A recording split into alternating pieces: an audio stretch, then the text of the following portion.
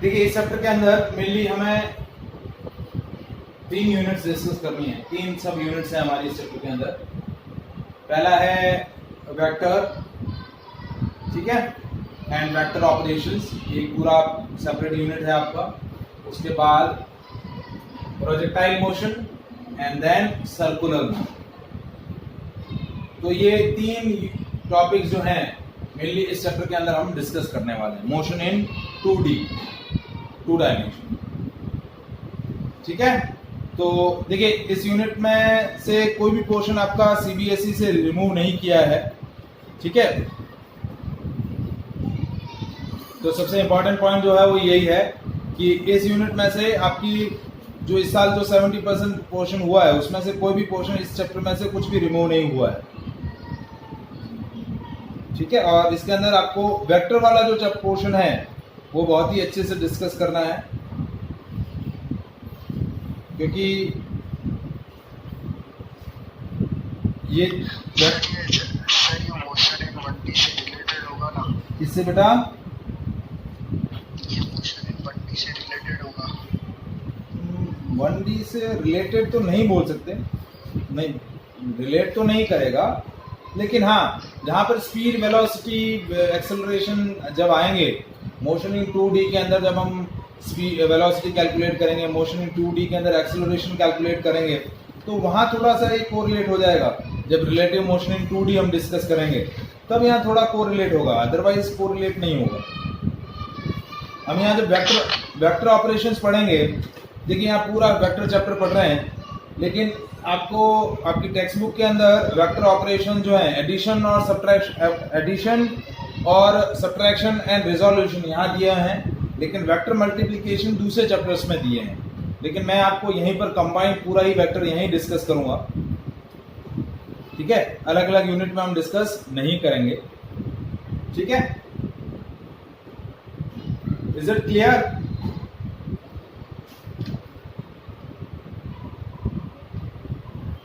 तो देखिए अब पहला हम यहां डिस्कस करते हैं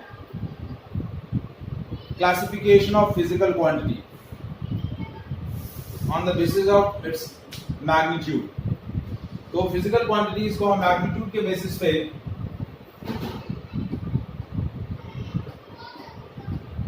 या उनके रिप्रेजेंटेशन के बेसिस पे हम 2 कैटेगरी में क्लासिफाई करते हैं। हमारा जो मेन अभी जो चैप्टर का सेक्शन है वो है वेक्टर्स। तो फिजिकल क्वांटिटीज क्या होती हैं? Those quantities which measure through the physical apparatus are called physical quantities, ठीक है। फिजिकल क्वांटिटीज को हम 2 कैटेगरी में क्लासिफाई करते हैं, scalar quantities and vector quantities. So scalar quantities क्या होती हैं?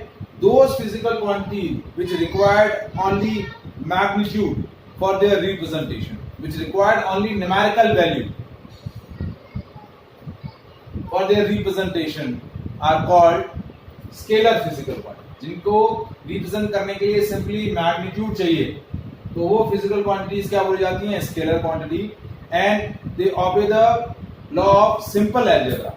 Simple algebraic addition, multiplication, division, subtraction उनको फॉलो करते हैं। तो those physical quantities are called scalar quantities. So those physical quantities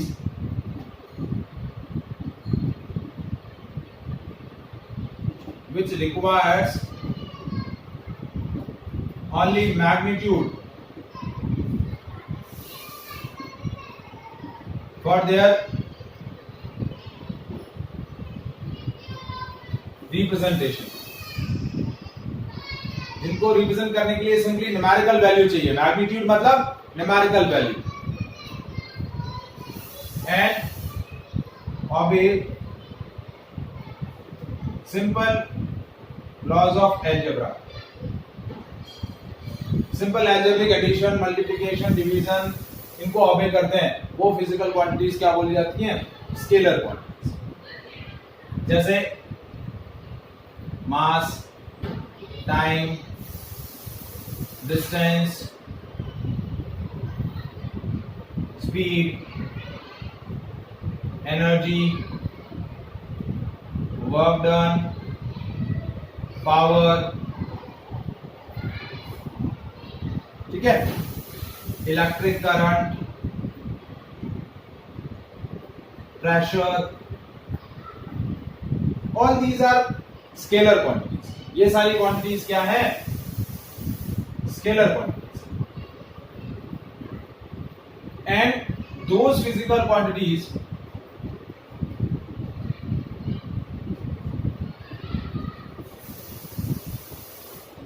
which requires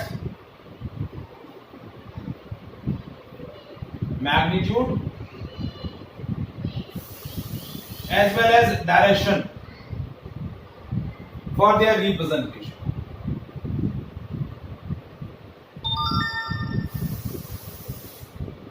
जिनके रिप्रेजेंटेशन के लिए मैग्नीट्यूड और डायरेक्शन दोनों चाहिए, those physical quantities which required magnitude and direction for their representation.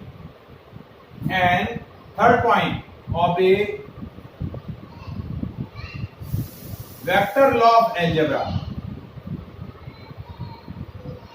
देखिए, वेक्टर लॉ ऑफ अलजेब्रा आप भी पहले भी पढ़ चुके हैं, कम्यूटेटिव, एसोसिएटिव, डिस्ट्रीब्यूटिव।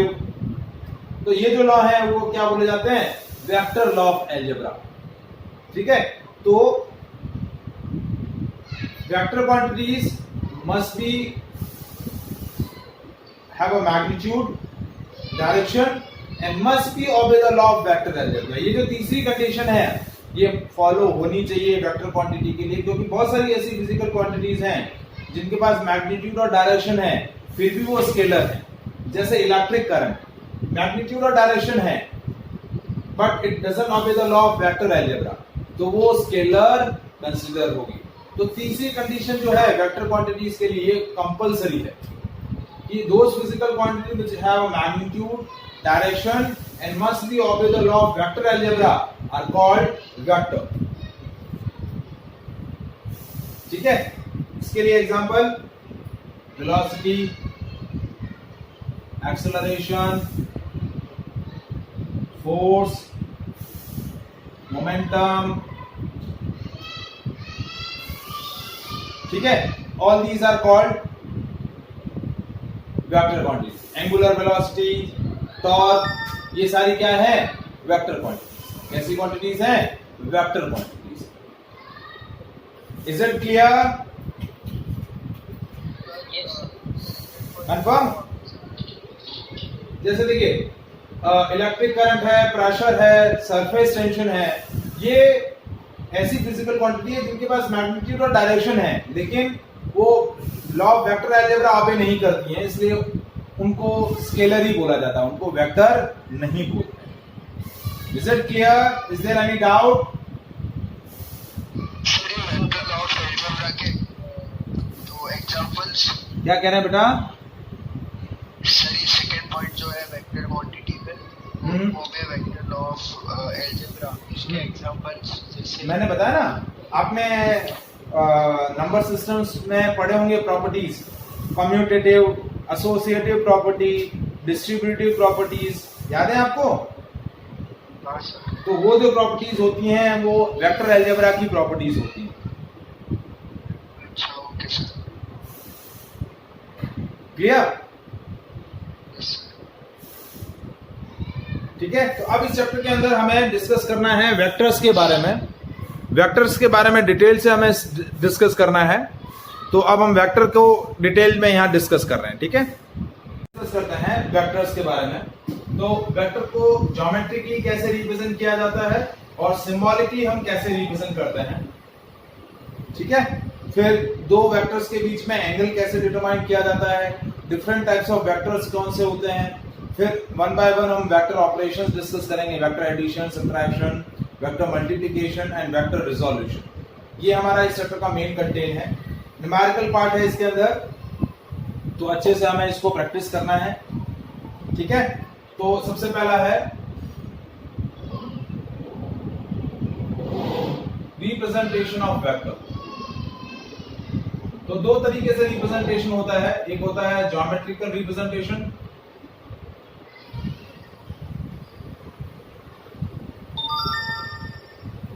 एक होता है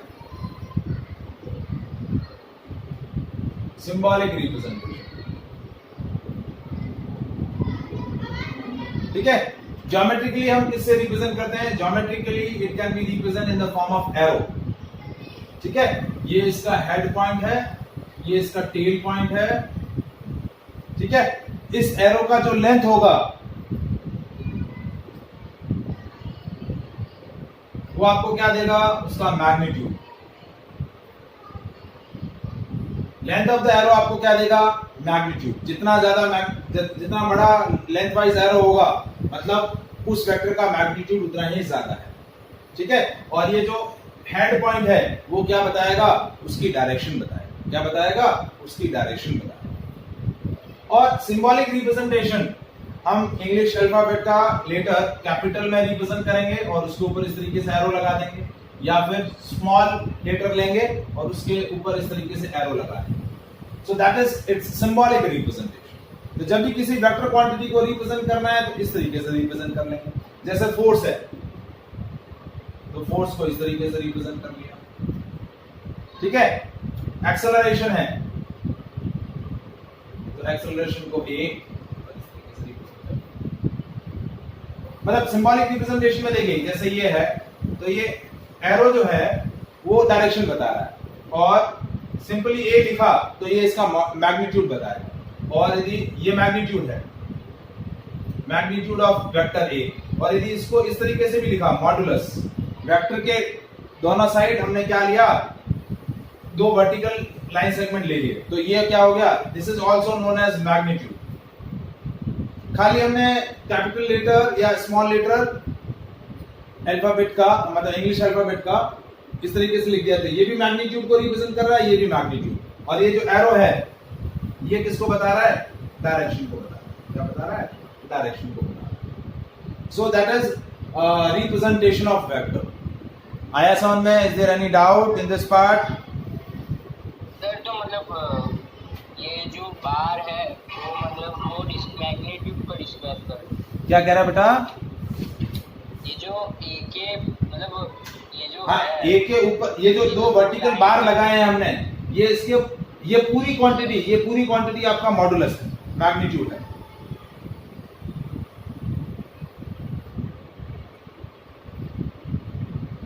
ठीक है। आया समझ में? जैसे देखिए मैंने बोला कि एक वेक्टर है, जैसे वेक्टर का रिप्रेजेंटेशन आपको बोला कि एक वेक्टर है ए 2 यूनिट ड्यू ईस्ट। क्या बोला? 2 यूनिट ड्यू ईस्ट। तो देखिए, और एक वेक्टर बी लिया 4 यूनिट ड्यू नॉर्थ। ठीक है, तो कैसे रिप्रेजेंटेशन होगा?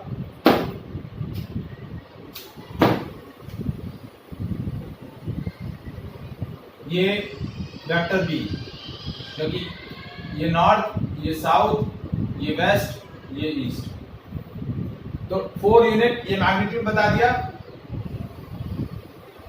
ठीक है, एक पर्टिकुलर लेंथ का वेक्टर लिया ए ड्यू ईस्ट, तो ये 2 यूनिट का ईस्ट, ये छोटा वेक्टर बता दिया, ये वेक्टर ए होगा। ठीक है, अब जैसे वेक्टर लिया सी, जैसे मैंने बोला 3 यूनिट, मैग्नीट्यूड क्या है? 3 unit due 30 degree north of east. क्या है? 30 डिग्री नॉर्थ ऑफ ईस्ट। तो देखिए कैसे बनाऊंगा मैं?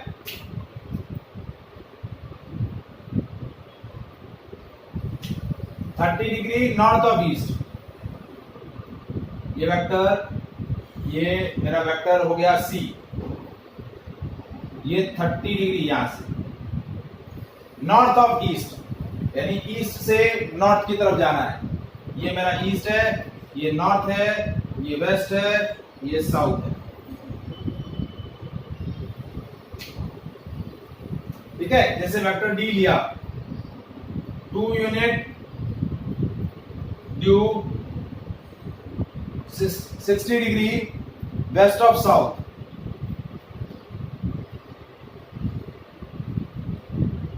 ठीक है, तो कितना है 2 unit.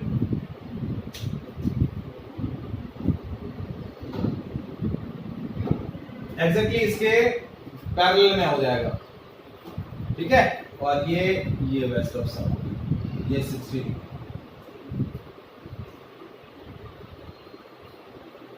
Okay sorry west of south है ना, साउथ से वेस्ट की तरफ जाना है 60 डिग्री।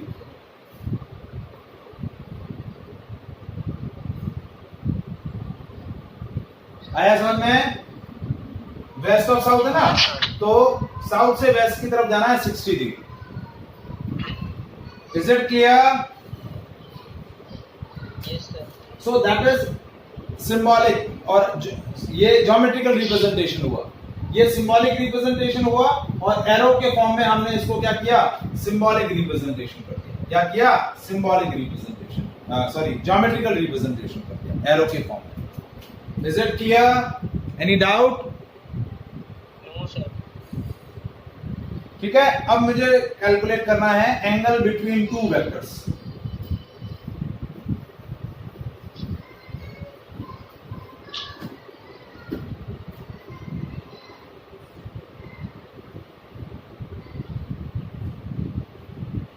ठीक है, जैसे एक वेक्टर है ये ए और एक वेक्टर है ये बी, ठीक है, डिफरेंट लेंथ डिफरेंट मैग्नीट्यूड। ठीक है, अब इन दोनों वेक्टर्स के बीच का मुझे क्या कैलकुलेट करना है, एंगल कैलकुलेट करना है। क्या कैलकुलेट करना है? एंगल कैलकुलेट करना है। तो एंगल कैलकुलेट करने के लिए दो मेथड है, एक है हेड टू टेल मेथड और दूसरा है टेल टू टेल मेथड।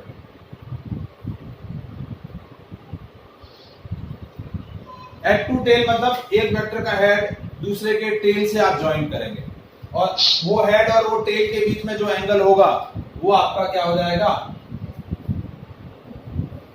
उनके बीच का एंगल। जैसे ये दो वेक्टर दिए मैंने, इस ओरिएंटेशन में है, ठीक है, तो एक का हेड, जैसे इसका हेड इसके टेल से मिला देंगे। कैसे? देखिए, ये वेक्टर ए, पहले मैं हेड टू टेल मेथड बता रहा हूं, और इसका टेल, ये हेड है इसका टेल, ये दूसरे वेक्टर का टेल, ठीक है, और हेड और टेल यहां मीट कर रहे हैं, तो ये एंगल थीटा हो जाएगा। ये वेक्टर ए, ये वेक्टर बी, और ये वेक्टर ए, ये वेक्टर बी, और ये इनके बीच का एंगल थीटा। अब सपोज वेक्टर ए और वेक्टर बी ऐसे नहीं है, वेक्टर ए ऐसे है और वेक्टर बी ये कुछ ऐसे है, ये वेक्टर बी है। तो अब इसमें इस सेकंड केस के अंदर कैसे वेक्टर निकलेगा, इसका हेड इसके टेल से मिलाना है। अब वेक्टर बी ऐसे नहीं है, वेक्टर बी ये है, ये वेक्टर बी, तो इसका ये हेड पॉइंट, ये टेल पॉइंट, और ये इसका हेड पॉइंट है वेक्टर ए का, तो एंगल कितना हो जाएगा, ये एंगल हो जाएगा। तो प्रीवियस केस में एंगल था आपका एक्यूट, यहां आपका एंगल क्या हो गया, ऑब्ट्यूस। अब थर्ड केस है कि वेक्टर ए और बी इस तरीके से नहीं है, वेक्टर ए और बी ऐसे है, ये वेक्टर ए तो वैसे ही, वेक्टर बी का ओरिएंटेशन मैंने फिर चेंज कर दिया। तो अब कैसे मिलाऊंगा, अब कैसे बनाऊंगा हेड टू टेल मेथड। तो भाई वेक्टर ए तो ऐसे के ऐसे ही, वेक्टर बी का टेल मिलाना है, ये टेल है इसका और ये इसका हेड है, तो भाई ये टेल नीचे और ये वेक्टर बी, ठीक है। तो हेड टू टेल ये एंगल थीटा हो जाएगा। हेड कौन सा, टेल कौन सा? ये हेड है, ये वेक्टर ए का हेड है और ये वेक्टर बी का हेड है, और ये पॉइंट वेक्टर बी का टेल है। तो हेड टू टेल क्या बनाना है, हेड टू टेल, तो इसका हेड इसका टेल, तो ये एंगल थीटा हो जाएगा। एक वेक्टर का हेड दूसरे के टेल से मीट करेगा। आया समझ में? Yes, sir. अब वही तीनों ओरिएंटेशन, और उन तीनों ओरिएंटेशन के अंदर मतलब हमने तीन ओरिएंटेशन लिए, तीन केसेस लिए थे। देखिए कौन कौन से, पहला वेक्टर ए और वेक्टर बी ऐसे थे, दूसरे के अंदर वेक्टर ए ये और वेक्टर बी ऐसे, और तीसरे के अंदर वेक्टर ए ये है और वेक्टर बी ऐसे है। अब यही सेम ओरिएंटेशन में मैं tail to tail method use कर रहा हूं।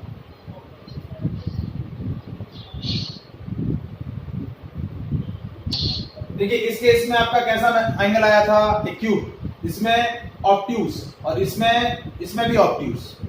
तो टेल टू टेल मेथड में भी इसमें एक्यूट आएगा, इसमें ऑब्ट्यूज आएगा और इसमें भी ऑब्ट्यूज ही आएगा। तो अब tail to tail method first के लिए, अब ये वेक्टर ऐसे है, इसका टेल और इसका टेल मीट करना चाहिए।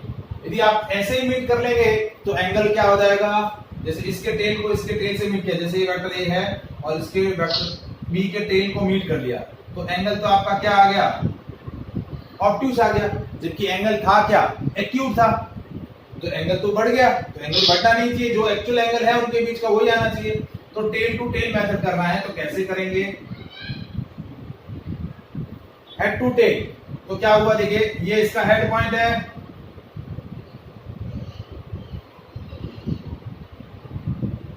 वेक्टर ए का ये टेल पॉइंट और वेक्टर बी का ये टेल पॉइंट, ये वेक्टर बी का टेल और ये इसका है, तो ये टेल टू टेल। तो ये क्या हो गया, अगेन एक्यूट आ गया। आया समझ में? सर ये आपने वो फर्स्ट वाले का बनाया? हाँ ये मैंने इस वाले का बताया, टेल टू टेल मेथड। आया समझ में? अब देखिए दूसरे वाले के लिए, अब वेक्टर बी, ये वेक्टर ए है, वेक्टर बी का टेल मिलाना है, ये वेक्टर बी का टेल,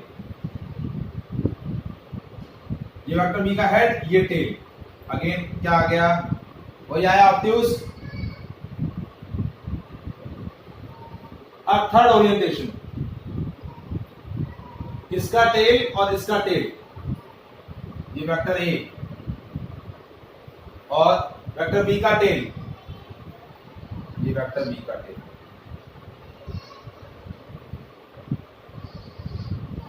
तो this is called tail to tail method. दोनों वेक्टर के या तो टेल मिलेंगे, ठीक है, और पहला मेथड था हेड टू टेल, एक वेक्टर का हेड दूसरे के टेल से मिलेगा। Is it clear? Yes sir. Anyone, किसी को इसके अंदर डाउट? कृषा, मैत्री, मोहम्मद?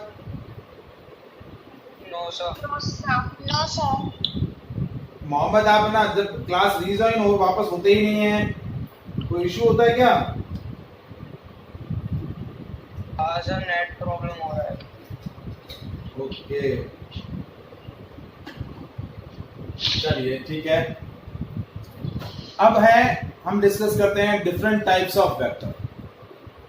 इंपॉर्टेंट पॉइंट है ये भी, इसमें कुछ वेक्टर्स आपको अच्छे से याद करने हैं, जैसे यूनिट वेक्टर्स हैं। यूनिट वेक्टर अच्छे से पता होना चाहिए, यूनिट वेक्टर क्या है, कॉनकरेंट वेक्टर क्या होते हैं, ठीक है। तो हम अब डिस्कस करते हैं types of vector.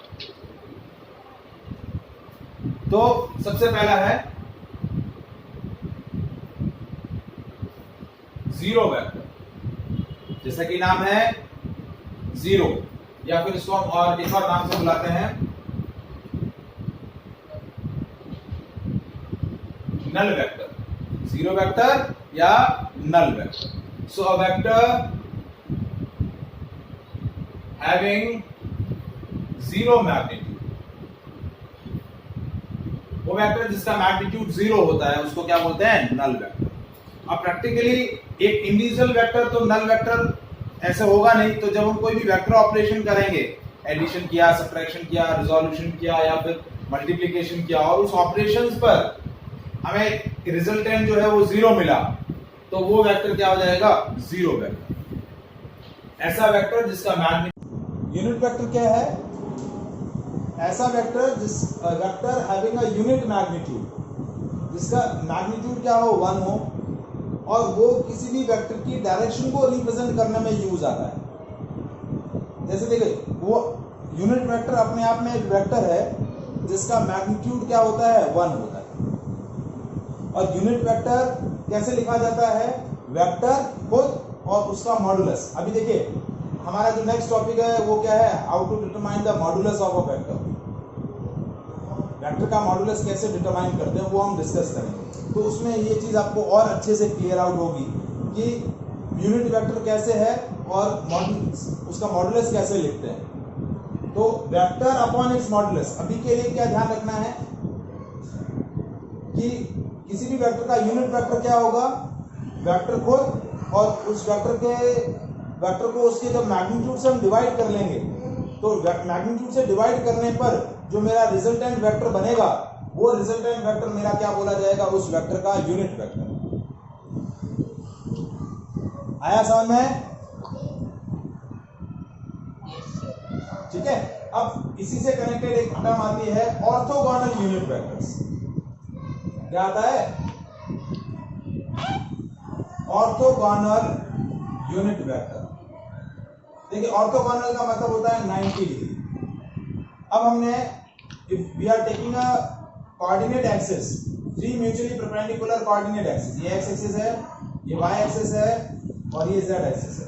If we are taking 3 mutually perpendicular coordinate axis, ये एक्स एक्सिस, ये वाई एक्सिस, ये जेड एक्सिस, तीनों एक दूसरे के साथ परपेंडिकुलर है। So unit vector along the coordinate axis, unit vector along coordinate axis,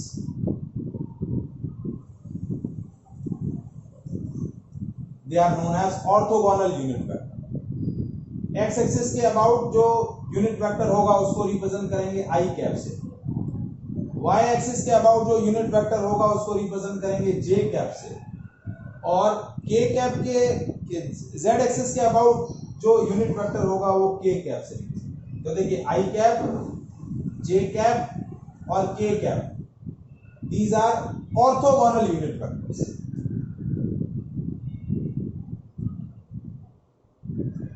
मतलब जब भी i कैप लिखा हुआ है मतलब it represent the x axis direction, जब भी j कैप लिखा हुआ है means it represent the y axis direction, और जब भी k कैप लिखा हुआ है मतलब it represent z axis direction. तो कोऑर्डिनेट एक्सिस के अलोंग जो यूनिट वेक्टर्स होते हैं उनको हम क्या बोलते हैं, orthogonal unit vectors.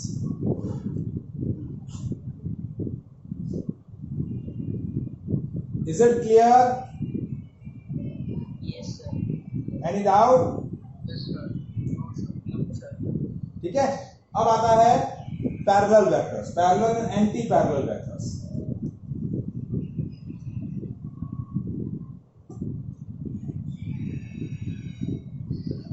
Parallel and anti parallel, जैसा कि नाम दिया हुआ है, 2 vectors a and b, 2 vector है, एक वेक्टर ये a ले लिया और ये दूसरा वेक्टर b ले लिया।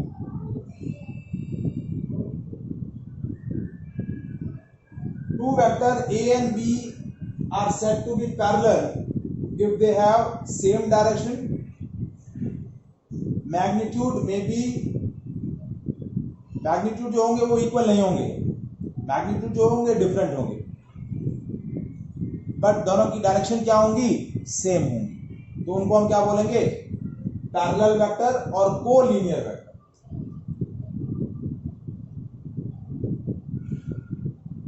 Two vectors a and b are said to be parallel if they have same direction. Magnitude of one vector is a k times of magnitude of another vector. Magnitude different होंगे, ठीक है, magnitude क्या होंगे उनके, different होंगे, ठीक है। Magnitude of one vector have a k times of magnitude of another vector, ठीक है। यानी a का मैग्नीट्यूड जो है वो b का क्या होगा, k टाइम होगा। k जो है सिंपल न्यूमेरिकल वैल्यू है, तो k की वैल्यू कुछ भी हो सकती है, मोर देन 1, लेस देन 1, कुछ भी हो सकती है। तो हो गया पैरेलल वेक्टर, पैरेलल या फिर कोलिनियर वेक्टर। और एंटी पैरेलल क्या होंगे, two vector A and B are said to be anti-parallel if they have opposite direction. And magnitude के बारे में वही है, magnitude of one is k times of magnitude of other. तो देखिए एंटी पैरेलल के लिए डायग्राम कैसा बनेगा, ये दोनों एक दूसरे के साथ क्या है, अपोजिट डायरेक्शन रखते हैं। देखिए पैरेलल में क्या होगा, जब दो वेक्टर पैरेलल होंगे तो उनके बीच का एंगल 0 डिग्री रहेगा, और जब यहाँ एंटी पैरेलल है तो यहाँ थीटा कितना रहेगा, when vector A is parallel to vector B तो थीटा 0 डिग्री, और when vector A is anti-parallel to vector B तो थीटा 180 डिग्री। डायरेक्शन अपोजिट है तो थीटा क्या होगा, 180 डिग्री होगा, और जब पैरेलल होंगे तो थीटा क्या होगा, 0 degree. Is it clear? Yes sir. अब आता है, अब नेक्स्ट वेक्टर आता है equal vector.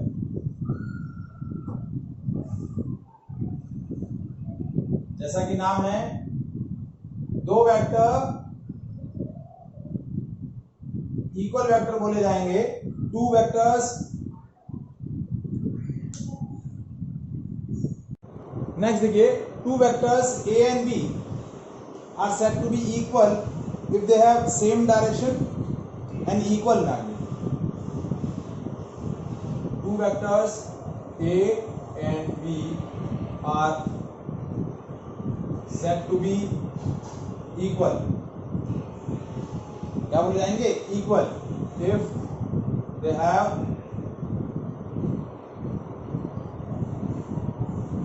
same direction, equal magnitude.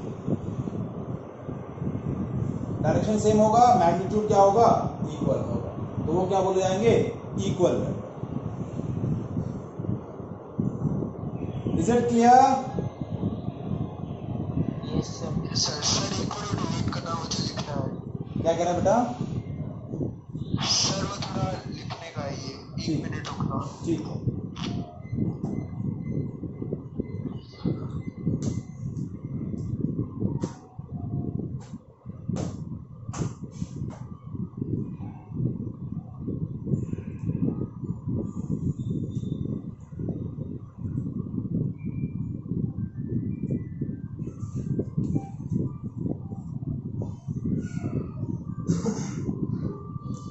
Next आता है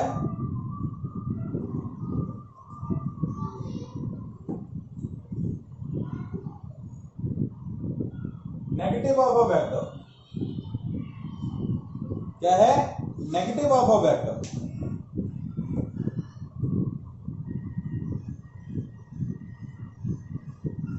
तो नेगेटिव ऑफ अ वेक्टर क्या है, vector having equal magnitude but opposite direction.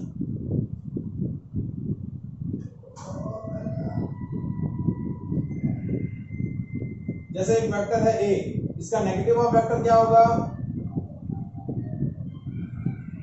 Minus of. Magnitude same है लेकिन डायरेक्शन क्या होगी, अपोजिट रहेगी।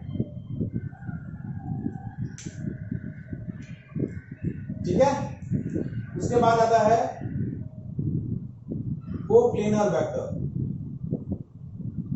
जैसा कि नाम है coplanar, which are present in same plane. Two और more than two vectors are said to be coplanar if they are present in same plane। एक ही प्लेन में जो प्रेजेंट है उनको क्या बोलेंगे, कोप्लेनर। जैसे प्लेन शीट है, इसके अंदर वेक्टर्स प्रेजेंट है, जैसे एक प्लेन बनाया है ये, इसके अंदर एक, ये दो, इस तरीके के वेक्टर्स प्रेजेंट है, तो ये क्या हो गए, कोप्लेनर वेक्टर्स। ठीक है। इसमें और भी वैरायटी ऑफ वेक्टर्स हैं, तो मैं लेटर सेशन के अंदर इसको डिस्कस करूंगा। थोड़ा टॉपिक और बड़ा है तो आज में भी कंप्लीट नहीं हो पाएगा, आज यहीं तक डिस्कस करते हैं, बाकी वाले जो वेक्टर्स हैं वो हम नेक्स्ट सेशन के अंदर डिस्कस करें। ओके,